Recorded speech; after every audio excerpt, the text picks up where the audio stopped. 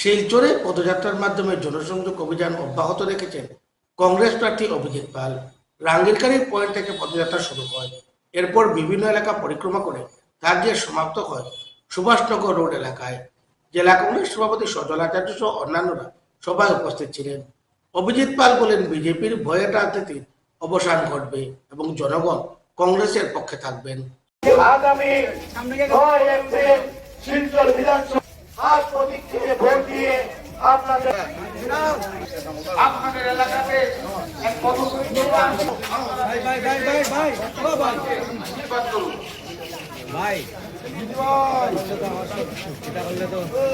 এর কারণ বিগত বছরের বিজেপি সরকার আপনাদের সেবায় নিয়োজিত করি এবং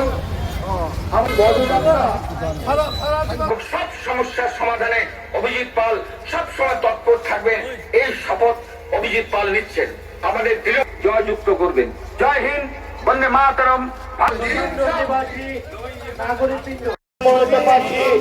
অভিজিৎ পালকে আশীর্বাদ আপনাদের সেবায় অভিজিৎ পাল এক বিশাল পদযাত্রা। ভারতীয় জাতীয় কংগ্রেস মনোনীত প্রার্থী অভিজিৎ পাল আপনারা বেরিয়ে এসে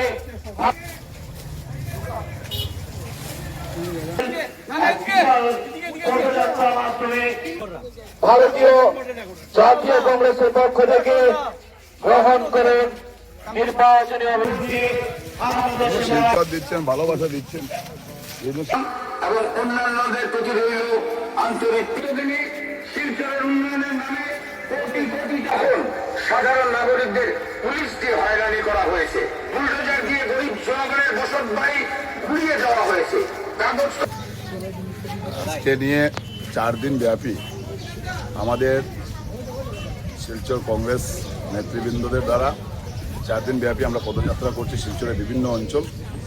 এবং পদযাত্রাতে যেভাবে আমাদের সাথে এসে মানুষ যেভাবে হাতে হাত মিলিয়েছেন, পা মিলিয়েছেন এবং যে রাস্তা দিয়ে যাচ্ছি, যে গলি দিকে যাচ্ছি, যেভাবে মানুষ ঘর থেকে বেরিয়ে এসে স্বতঃস্ফূর্তভাবে আশীর্বাদ দিচ্ছেন, ভালোবাসা দিচ্ছেন, আমি 100% আশাবাদী যে শিলচরে আবার খেলা হবে।